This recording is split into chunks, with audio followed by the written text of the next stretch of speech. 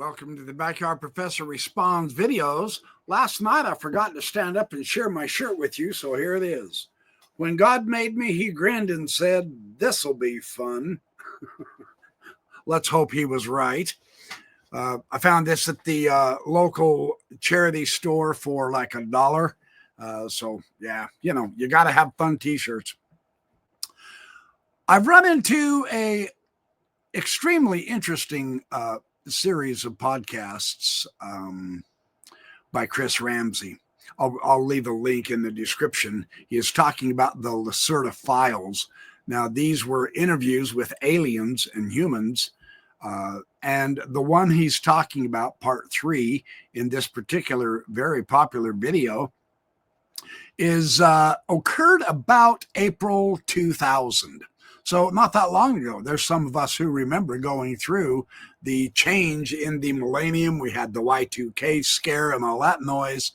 And so the interview is absolutely incredibly fascinating. I don't have time to share all of the ideas, but in light with the recent discussion, which I had with Danny Sheehan, and the idea of the aliens coming from outer space, on my channel, I had Danny and he talked about that. And recently, Chris Ramsey had Danny Sheehan on, and he was talking about the nature of psionics. And now this whole subject has entered into the UFO discourse with the Jake Barber team using psionics to call the craft in.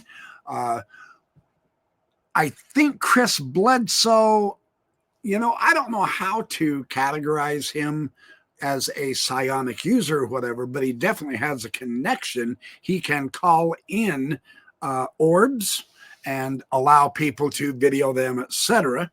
Someday I'd really like to get with him and see that for myself.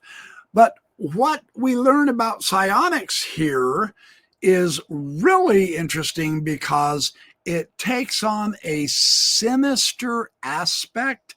And there have been quite a few in the community who say, time out, whoa, wait. We don't even know what these beings actually want yet. We really don't know how strong their minds are. They have the capability of freezing us, that is, make it so that trancing us so that we can't move.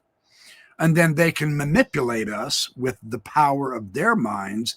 Do we want to let them control our minds? And I'm not sure if that's the right way to put this, but there is a control here that we don't have near the power, let's say, or the ability to turn around and manipulate them, other than getting them to land their craft, if Jake Barber's team can do that for real.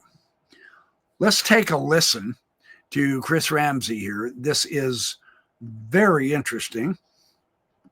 I love these kind of shows because they bring something new and interesting to the table. They're talking about the fourth state of matter, plasma. They had just discussed plasma being a type of an energy, not necessarily regular matter.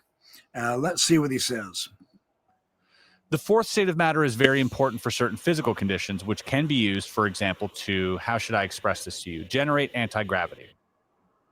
That's a rather strange human word and not really correct, but you ought to understand it better this way. Essentially, in the world of real physics, there are no bipolar forces, but rather only observer-dependent reflective behavior of a single, large, unified force at different levels.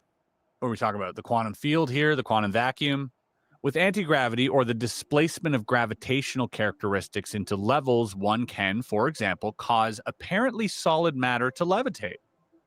This method is employed partly by us and by extraterrestrials, as well as a means of propulsion for their UFOs. You people are moving on a really primitive level towards a similar principle of your secret military projects. But since you have more or less stolen this technology, and it was later falsely passed on to you intentionally by extraterrestrials, you lack the real physical understanding. As a result, you have to struggle with problems of instability and radiation with your UFOs. How exquisitely fascinating is that? This is yet another angle. Now, the validity, of these interviews with an alien, I have no idea. I have no way to judge this at this point. My skepticism meter pegs, of course, as so many do. And yet, if you begin at the beginning of his discussions of the Lacerta files, it begins to fall into place, as it were. It begins to interlock, and sense begins to come out of it. Now, in 2000, while he was interviewing, he tape recorded it, and there was some discussion in the comments about no camera work or nothing like that, but we really didn't have the technology back then. Tape recorders, were probably pretty much the thing we used.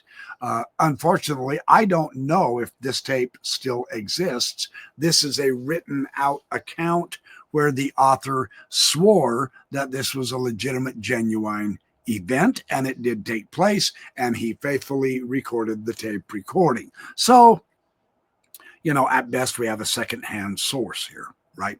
So let's keep going, because what he says about psionics, and he brings Danny Sheehan in, is extremely important. Let's take a listen. This is really interesting because the concept of donations comes up a lot in ever since the crashes in the 40s. There have been apparent, and this was also mentioned by David Grush, donations from the extraterrestrials. Like, they've just kind of left their craft or their technology here for us to back engineer or to use to help us sort of advance our own technology. But there always seems to be a problem, which is why we're hearing a lot about the psionics and the importance of psionics, because the interface or the interaction with the technology requires a psychic connection, one which perhaps the extraterrestrials have more of a capability of doing. And as mentioned with the podcast and Danny Sheehan, he said there are government programs that are doing assisted psionics, which is using technology, amplifying the signal or amplifying the psychic ability within these people, but also frying their brains at the same time. And that's kind of, maybe what Lacerta is hinting to, that, we don't really have any idea of what we're doing. This is really an important approach here. He does share his interview, a small clip with Danny Sheehan. When I listened to this interview, I was shocked. I was stunned. Very, very interesting. I wish Danny would have gone into this kind of a depth in my interview, but he didn't, and it's okay, because we got some very important information out. But listen to what Danny Sheehan says here, and then we'll talk about it. And I was sworn to secrecy when I was told about the psionic. It's called psionic assists.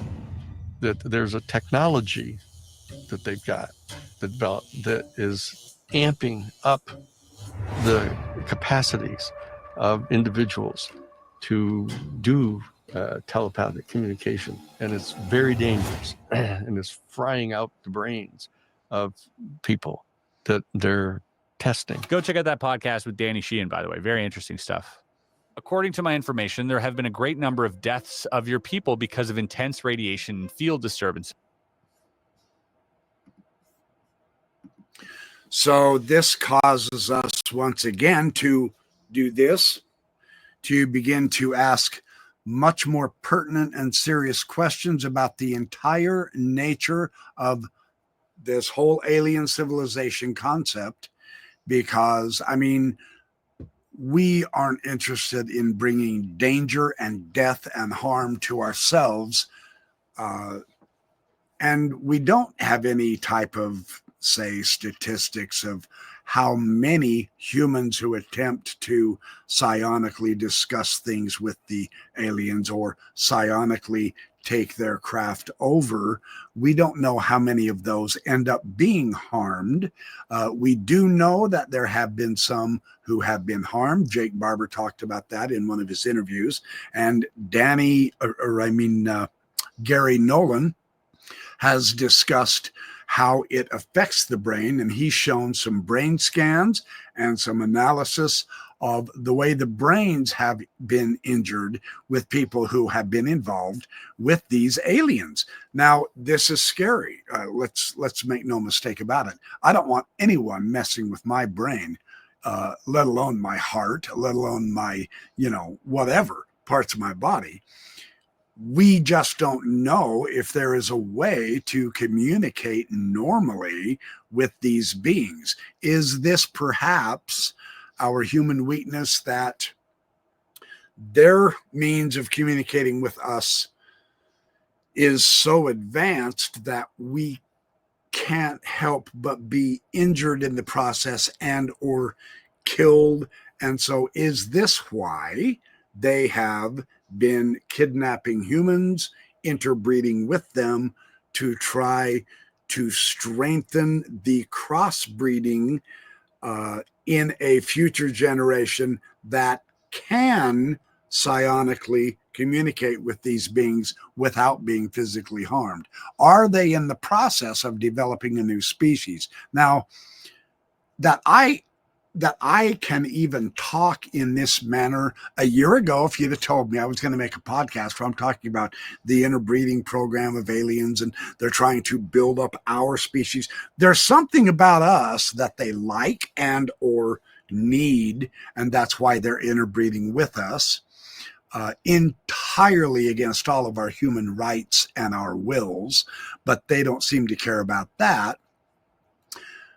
And yet it will be a major evolutionary step that perhaps the majority of us now as humanity simply cannot make, and therefore they're only picking the select chosen few to do this. And eventually, when they get their new breed, are they going to leave Earth, or are they going to wipe out the lesser species like we humans do here on Earth so uncaringly because we think we're superior? Are the aliens going to do that and therefore raise this new intermixed breed of humans and aliens? So many questions, so much speculation. Yeah. This is just wild. I don't know how to process this at this point. I just don't. I don't know. It is bizarre. And yet here we are, and we are getting materials that, if genuine, are extremely shocking, very, very interesting. It's something I would propose we ought to at least try to find out how real this is. Did these interviews actually take place? I mean, was a real reptilian alien really genuinely talking about these things with humans? I honestly don't know. I didn't see a lot of evidence presented other than the fact that this gentleman swore these files were true. Is that persuasive enough? I don't think so. Let's keep going and listen to one more idea from Chris Ramsey. Says, don't you agree this is also an example of the business regarding the question of good and evil? You people play with unknown forces and thereby accept the death of colleagues of your own kind, for they are dying for a greater cause, namely for the advancement of your technology, which as a result is being put into place once again for the purpose of war, i.e. for negative pursuits. Now, one can give you the benefit of the doubt that only the least number of your kind have any knowledge about these alien projects, which are, as you explain it, top secret. It was told to you that the higher the ordinal or ranking number of basic matter, the simpler the heightening of the condition. But that is only partially correct. If you can't circumvent these powers, then you're better off not attempting it. But your kind has always been ignorant and has from time immemorial tried to play around with forces which you have not even understood. Why would that ever change? Just a Boom.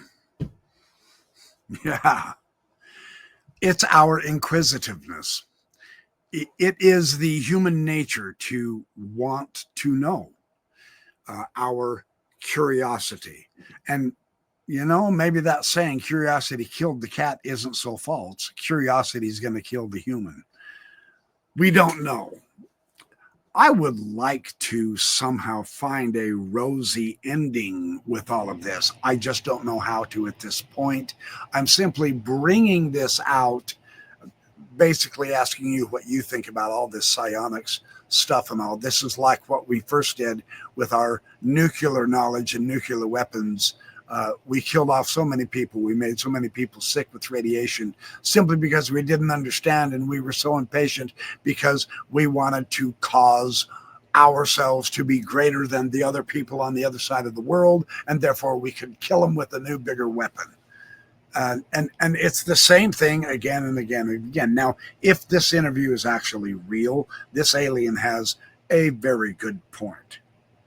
And we have to think through this stuff. And of course, this is going to take a lot of discussion. Who is capable, right? Who really has the experience and the know-how and the ability to communicate either why it's not a good idea or why it is a very necessary idea, but there's going to be sacrifices along the way, which is unfortunately one of the best ways that we have ended up advancing in the first place, if that's what we can call it. But according to Lacerta, we're not all that advanced at all. We're still just totally ignorant. So lots of food to think about, lots of food for thought, I should say. So thanks for watching my Backyard Professor videos. Have fun mulling this one over. Go watch that interview. I appreciate all your support. Hit the like and subscribe. I will be back with more. By the way, I did get my Sea Star telescope. Yes, the skies are horrible. Ugh. So I'm hoping tomorrow I can play with it. I did take it out and play with it tonight, and I've got a couple of good scenery shots that I'm going to go see if I can work it well with the scenery shot, get used to it, tinker around, and hopefully, now tomorrow is supposed to snow here, and then hopefully Sunday night will be much more clear and I can get some sky shots. But yeah, very exciting times coming up.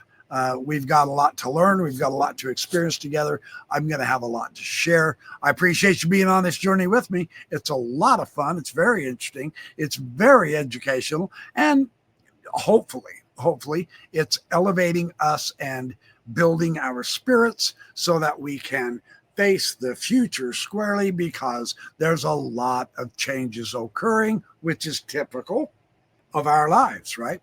Not the days of our lives, the changes of our lives, because nothing stays the same. So, all right. Thanks, you guys. Have a great evening. I will catch up to you tomorrow.